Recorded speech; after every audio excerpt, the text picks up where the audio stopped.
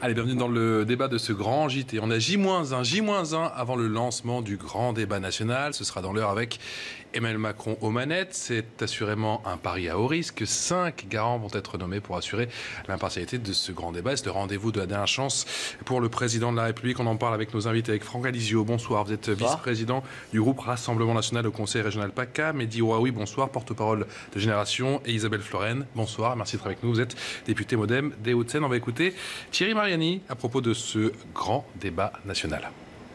J'ai une soirée à perdre, j'irai voir ce que ça donne, mais ça va être organisé par les maires. D'abord, première remarque, les maires, c'est pas leur job. Dans les débats qu'il y avait eu précédemment, c'était les préfets et sous-préfets. Après, je pose toute une série de questions. Qui va faire, par exemple, le compte-rendu? Comment ça va remonter? On a un président qui était sur son Olympe et qui était Jupiter. Résultat, à force de rester Jupiter, il est obligé de revenir dans la boue. Isabelle Florennes, c'est le débat de la dernière chance. C'est un débat nécessaire dans cette période et c'est une chance pour les Français de s'en saisir. C'est la chance aussi pour les maires. J'écoutais Thierry Mariani, les maires ne sont pas dans l'obligation de les faire. Les maires peuvent y participer. Ils vont jouer le jeu d'après vous, les maires ? Écoutez, je suis agréablement surprise par les maires ruraux qui cet après-midi ont montré leur volonté, suite à la rencontre avec Emmanuel Macron, d'y participer, de s'y impliquer. Ils le sont déjà depuis le mois de décembre, puisqu'ils ont fait remonter les cahiers de doléances. Et les premières doléances sont intéressantes et ont servi notamment à nourrir la lettre d'Emmanuel Macron. Mais du oui, c'est le débat de la dernière chance ou pas ? Là, quand j'entends la représentante de la majorité, j'ai l'impression qu'Emmanuel Macron a tout inventé, et même le rôle de maire. Vous vous rendez compte, de maire rural. C'est-à-dire comme si les maires chez moi avaient attendu ce débat pour discuter avec les citoyens et que les citoyens avaient attendu entre eux. Très intéressant. Attendu entre eux. Et d'ailleurs, je pense que l'important dans un débat, c'est d'abord de se respecter et de s'écouter. Et donc, comme si les maires avaient attendu cette espèce de débat un peu factice, un peu opération de com pour consulter les citoyens. Vous parlez d'un débat factice avant même de l'avoir vu ? Le problème qu'on a, c'est que moi, je suis très sincère, j'ai regardé les choses de façon assez objective. J'ai essayé d'enlever la casquette de l'opposition, c'est vrai ? C'est possible, ça ? La casquette de militant. Non, mais j'ai essayé de regarder les choses de façon un peu objective. Et au fond, le fait que les Français discutent les uns avec les autres est une bonne chose. Et il faudrait que ça arrive plus souvent, en dehors des élections. Mais là, qu'est-ce qu'on voit ? On voit un président de la République qui dit aux gens « Écoutez, vous avez manifesté pour plus de pouvoir d'achat, je ne toucherai pas l'ISF. Vous avez manifesté pour plus de services publics, ou en tout cas pour que vous n'ayez pas à payer plus de carburant pour aller dans tel service public ou dans tel autre. Je vous demande de choisir lequel vous allez supprimer, l'école ou la mairie. » Parce que là, pour le coup, on parle des maires ruraux. Allez leur demander si la proposition qui est faite par Emmanuel Macron de supprimer des services publics, de choisir quel service public on va supprimer quand, pardon, mais cette année, il y a 54 milliards qui sont distribués aux actionnaires du CAC 40. Quand même, je trouve qu'il y a quelque chose de complètement déconnecté. C'est la grande déconnexion du président de la Startup Nation. Quelque chose de déconnecté, mais il n'y a pas une volonté de changer ? Non, mais il y a surtout un problème, c'est qu'on a un président de la République qui est devenu le visage de l'inégalité pour les Français. On a un président de la République qui est désormais un président sans peuple. Et à la fois, il est hollandisé sur la forme, j'ai envie de dire, et il est sarkozyfié sur le fond. C'est-à-dire qu'il fait casse des chômeurs, casse des retraites, Mais maintenant, ça suffit. Le problème, c'est qu'il ne comprend pas qu'il faut remettre de l'humain dans sa politique. Franck Alizio, cette image, elle est indélébile de la part d'Emmanuel Macron, cette image de président des riches, où justement ce débat peut tout changer ? Ce débat ne change rien. De Gaulle aurait parlé de machin. C'est le grand machin national. C'est-à-dire, on ne sait pas à quoi ça sert. On ne sait pas. Sous la Ve République, lorsqu'on veut un débat national, lorsqu'on veut un débat démocratique, on fait un référendum. Voilà. On pose une question, on pose des questions et on fait un référendum. Et là, c'est ce qu'ont demandé les Gilets jaunes, c'est ce que demande le Front National depuis des décennies maintenant. On instaure le référendum d'initiative populaire et après, c'est les Français qui peuvent s'auto-saisir. Mais là, on ne sait pas tout. Peut-être qu'au terme de ce grand débat national, il y aura pour certaines questions un vote ou je ne sais pas, un mini-référendum. L'exécutif lui-même dit dans la lettre du président, qui entre nous était prévisible, sans souffle, franchement, on essayé de... Enfin voilà, c'est lancer un débat qui est déjà essoufflé et cornaqué dès le début. Mais quand on veut... voilà, il y a une procédure, il y a le référendum, on revient...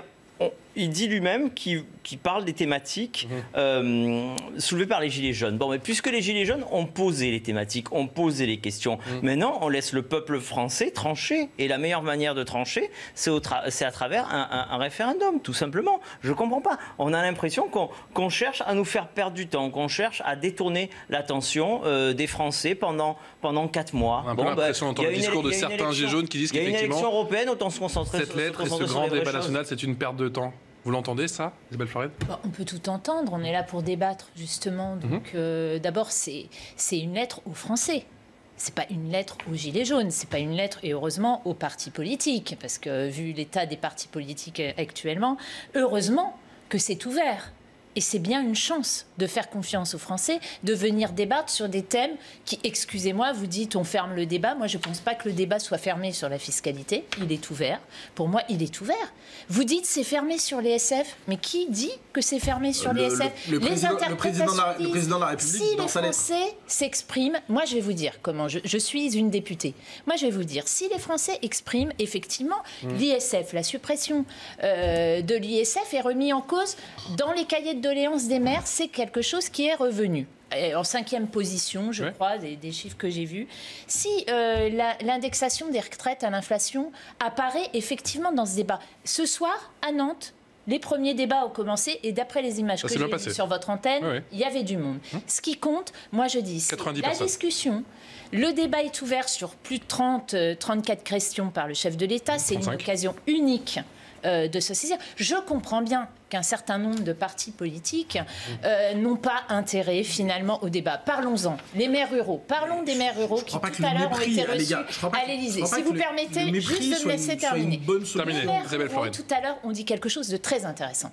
Ils ont dit, nous, notre problème avec le gouvernement, c'est pas le gouvernement actuel, ça va de bien plus loin.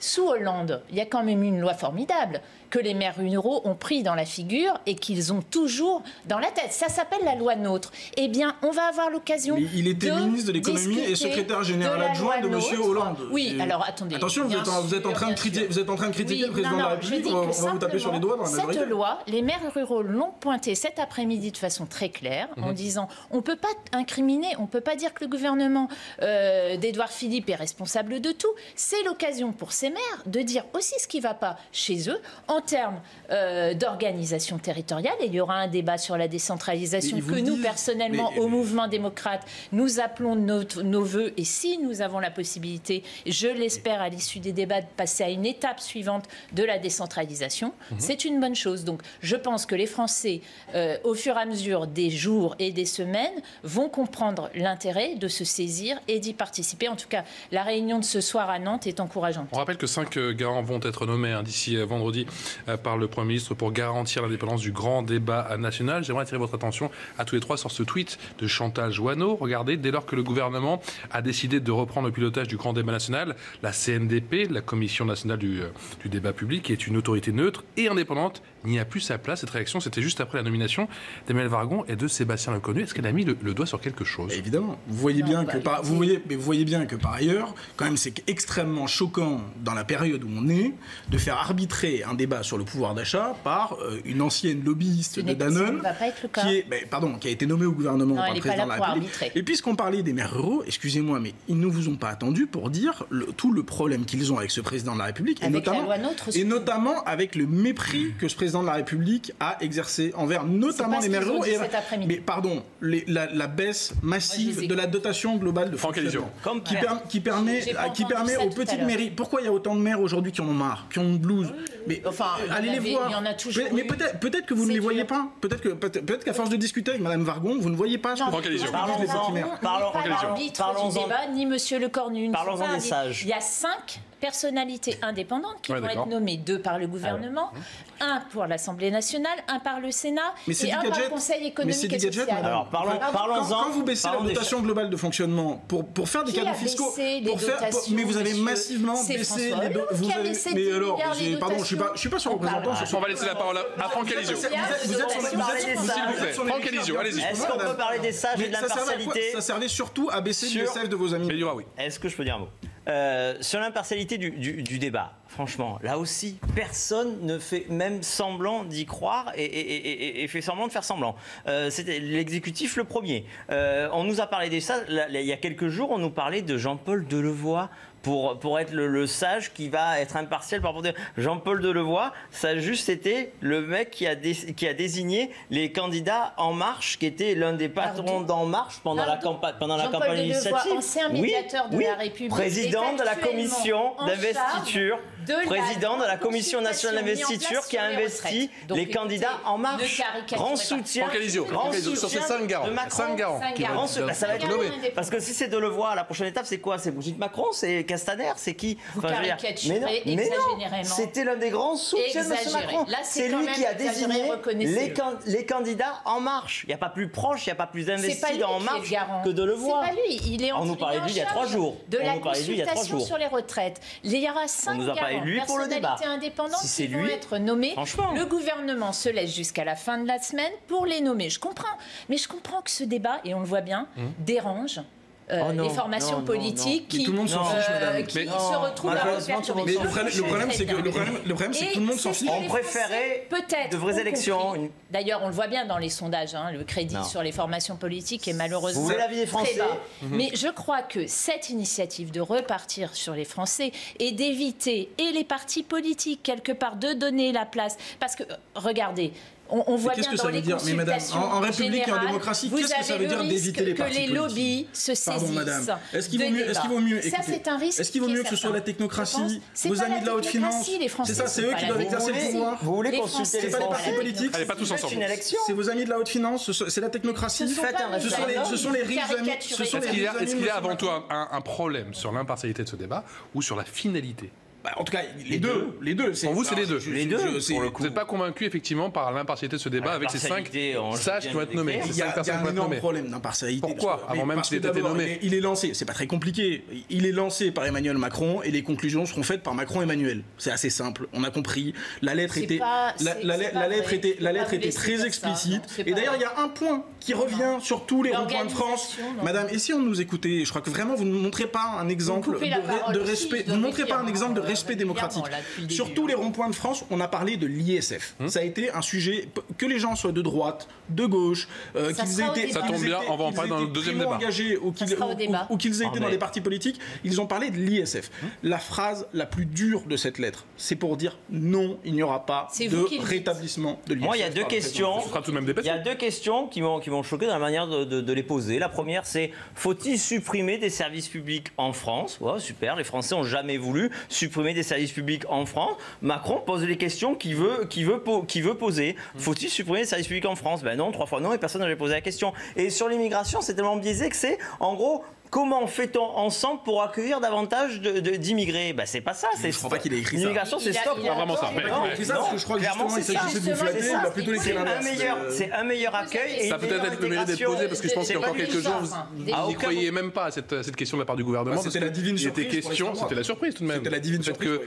Que l'immigration s'invite dans le blot démocratie et citoyenneté. Elle est biaisée. Il le met et il met la laïcité. Je pense que quand même, moi j'ai souhaité depuis le départ. Vous êtes en train de dire, madame, c'est très intéressant. Vous dites un représentant du Front National. Vous avez pleuré pour mettre cette question sur la table. Vous êtes en train de dire à la télévision aujourd'hui que le président de la République a cédé à l'extrême droite sur la question de l'immigration. Je dis simplement que ce débat est un débat important pour les Français. Vous êtes une représentante de la majorité. C'est la réponse. Pour les Français, il a le mérite et ça fait débat. Ça fait débat. Nous avons eu un débat sur la politique. Moi, je crois, madame, que vous venez de dévoiler une très grosse ficelle de. C'est la réponse, Médira, oui. Allez-y parler, s'il vous plaît. Vous dites que je vous coupe la parole et vous ne m'écoutez pas non plus. Le débat de l'immigration, ce sujet, on nous a suffisamment posé la question depuis un mois. Pourquoi le gouvernement l'a pas mis? Nous, personnellement, mouvement démocrate, nous pensions que ce débat devait être posé. C'est pas tabou. Il y a une très large majorité de gens qui ont dit que c'était scandaleux que ça fasse partie de ce débat. Un paragraphe dans sa lettre assez étoffé sur ce sujet en posant quand même des questions intéressantes. On a eu ce débat au sein de l'Assemblée nationale. Je pense qu'il faut que nous l'ayons. Mais à qui pardon madame, excusez-moi, je vais vous poser la question de façon très courtoise, mais je vais vous la reposer. À qui avez-vous cédé en mettant l'immigration dans ce débat? Vous venez de le dire à l'instant. À qui avez-vous cédé alors que c'est un mouvement social qui parle de pouvoir d'achat? Pour le coup, le gouvernement a cédé à la raison. C'est-à-dire qu'il y a 80% des Français, qui considèrent qu'il y a un problème avec l'immigration. Pas tous ensemble. Je crois que monsieur vient de répondre à votre place. Nous étions plusieurs représentants. Je crois que monsieur vient de répondre à votre place. Nous étions plusieurs représentants nationaux à dire le gouvernement. Vous recevez les félicitations du Rassemblement national. Malheureusement, les conclusions ne seront pas les mêmes que les nôtres. Le Front National n'est pas tout à fait d'accord des questions qui sont posées par le président. Allez, pour clôturer sur ce sujet, Franck Alizio. si demain les Français massivement, à travers cette consultation, disent par exemple stop, ou en tout cas remettent en cause le regroupement familial, est-ce que vous en tirez les conclusions? Il faudra bien en tirer des conclusions. Si 80% des Français s'expriment en ce sens, il faudra en tirer des conclusions. Madame, ce qui est bien, c'est que parce que pour l'instant, depuis 18 mois, votre politique va à rebours de ça. Si on pose et on ouvre les questions, c'est bien pour en discuter. La même chose sur la fiscalité. Ne croyez pas que j'entends depuis ce matin... Mais allez-y, laissez-leur directement l'Élysée. Sont pipés. Vous irez plus vite, laissez-leur directement l'Élysée. Parce que là à cette vitesse-là, à la fin de ce débat, vous leur avez laissé l'Élysée. Pardon? Là, honnêtement, madame, moi je vous le dis, en tant que républicain, je suis extrêmement choqué de la faiblesse dont vous faites preuve à l'égard d'un représentant du Rassemblement national sur des questions comme le regroupement. Mais il ne vaut mieux pas poser toutes les questions. Non, n'est-il pas louable de poser tous les débats, de les mettre sur la table? En démocratie, toutes les questions sont interdites.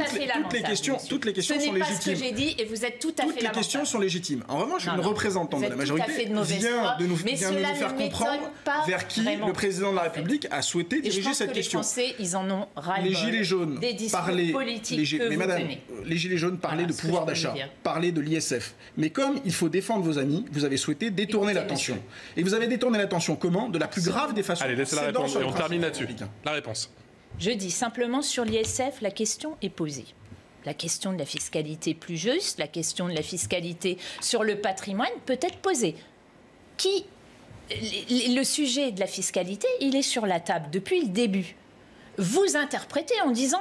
Depuis hier, on entend il n'y a pas le droit de débattre sur l'ISF. Je sais qu'on est des illettrés, mais quand même, c'est lire. Au mouvement démocrate, effectivement, nous appartenons à la majorité, mais nous souhaitons qu'il y ait un débat sur cette fiscalité du patrimoine. Effectivement, 300 000 personnes le payaient. Parlons des chiffres. 300 000 personnes ont payé l'ISF. 5 000 seraient partis. Les plus riches. Les plus riches des plus riches, les milliardaires. Il y a une évaluation en cours. Moi, je dis, regardons les chiffres, regardons très précisément. Je pense qu'on peut aller peut-être plus vite que la mission d'évaluation qui est en cours et dont certains sont appelés à rendre des conclusions. Mais en tout cas, moi, je dis, si les Français amène, je l'ai vu dans les cahiers de doléances, cette revendication sur les SF, vous le portez. Nous, on est très à l'aise là-dessus au mouvement démocrate, parce qu'on n'était pas tellement d'accord avec la modification. Sur la fiscalité du patrimoine, c'est intéressant. On avait le choix entre baisser, vous aviez le choix entre baisser les droits de succession ou supprimer l'ISF. Les droits de succession sont payés par les classes moyennes. L'ISF, celui que vous avez supprimé, était payé par les 0,1% les plus riches. Vous avez préféré supprimer l'impôt sur les 0,1% les plus riches. Et je suis obligé de vous couper, Franck Alizio. On va continuer à parler de l'ISF. On va continuer à parler de l'ISF dans ce temps, mais aussi également de ce probable retour de cette mesure 80 km/h. Christophe Castaner a précisé, vous êtes très dissipé ce soir, qu'il allait peut-être revenir sur cette décision. On en parle dans un instant, juste après cette courte pause. On va souffler un peu. À tout de suite. Allez, on se retrouve toujours sur CNews, 21h, passé de 36 minutes, toujours en direct pour la deuxième partie de ce grand débat. On est à J-1 avant le lancement du grand débat national. Il y a bien sûr la question du pouvoir d'achat pour nombre de doléances et on va notamment parler de cette mesure des 80 km/h. Christophe Castaner qui se dit prêt à reculer si on trouve que cette mesure est inefficace. Voilà ce qu'il a annoncé à la dépêche du midi hier soir. On continue à en parler avec Franck Alizio, vice-président du groupe RN au Conseil régional PACA, avec Mehdi Roaoui, porte-parole de Génération, avec Isabelle Floren, députée MoDem des Hauts-de-Seine. Bonsoir à tous les trois. On va écouter le sentiment de quelques maires ruraux. Une excitation gratuite qui ne servait strictement à rien, c'était les 80 km/h. La mobilité, c'est quelque chose que nous vivons au quotidien, que nos administrés vivent au quotidien. C'est tous ces aspects-là qu'il va falloir analyser et on n'a pas forcément les solutions et ce n'est pas à nous de les avoir. Cette expérimentation, on n'a jamais eu exactement l'évaluation. Je veux donc dire que ce n'était pas convaincant et donc c'est pour ça que ça a été décidé par le Premier ministre sans même cette évaluation qui a pu être faite. Isabelle Floren, on sait que c'était un peu le nerf de la guerre, le début de la contestation aussi. Est-ce que le gouvernement est prêt aujourd'hui à faire table rase du passé ?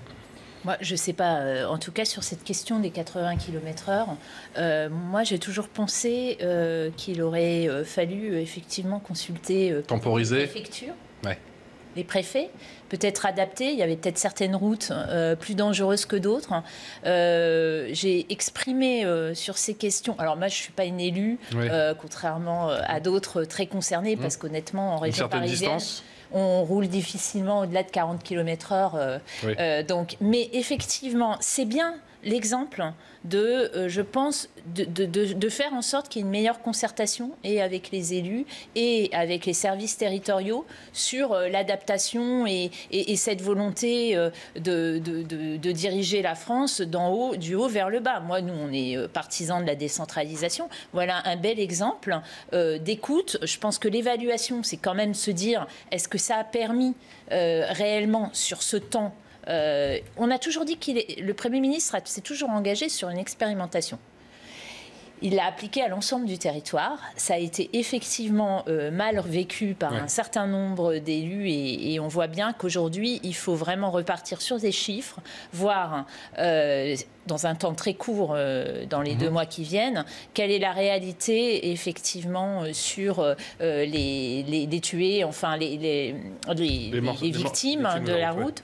Mais moi, je pense que c'est une bonne leçon de décentralisation, en tout cas, à prendre pour le gouvernement. Franck Alizio, le gouvernement qui ne voulait rien lâcher, va-t-il lâcher surtout au final ?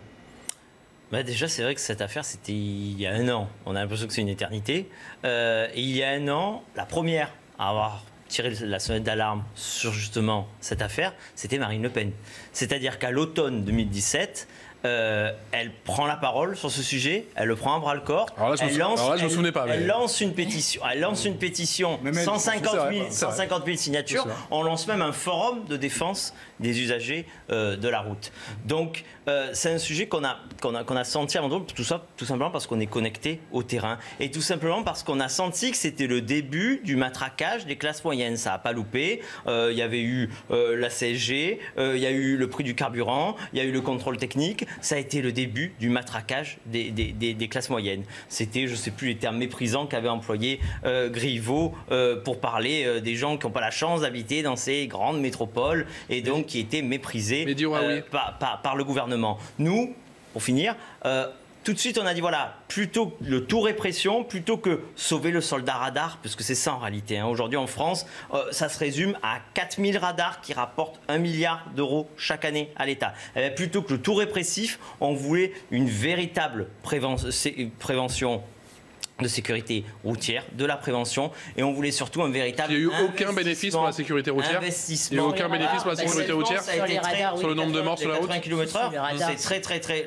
Tous les bilans sont très mitigés. Mais oui, c'était un marqueur, c'était une mesure hautement symbolique aussi. Au début du quinquennat Macron. Je crois que c'est vraiment le symbole d'une caste qui est complètement déconnectée. D'ailleurs, je ne crois pas que Mme Le Pen avec ses chauffeurs et ses voitures avec chauffeurs à Montretout et grand chose à voir avec les gens de chez moi qui sont obligés de prendre la voiture le matin pour faire 100 km pour aller travailler. Bon, mais globalement, le problème qu'on a effectivement, c'est qu'il y a une espèce de camisole démocratique comme ça des responsables politiques qui décident de façon verticale. Et donc, peut-être que dans les mois qui viennent et dans les années qui viennent, si on veut éviter le désastre, et le désastre, ce sont ces gens-là, eh bien, il faut le désastre depuis 30 ans, c'est vous. Il faut être clair. Il faut absolument. Socialiste. Depuis 30 ans, ça m'étonnerait me concernant, mais bon, c'est pas grave. Les idées que vous défendez aujourd'hui. Mais je crois, et alors que M. Le Pen était là bien avant ma naissance.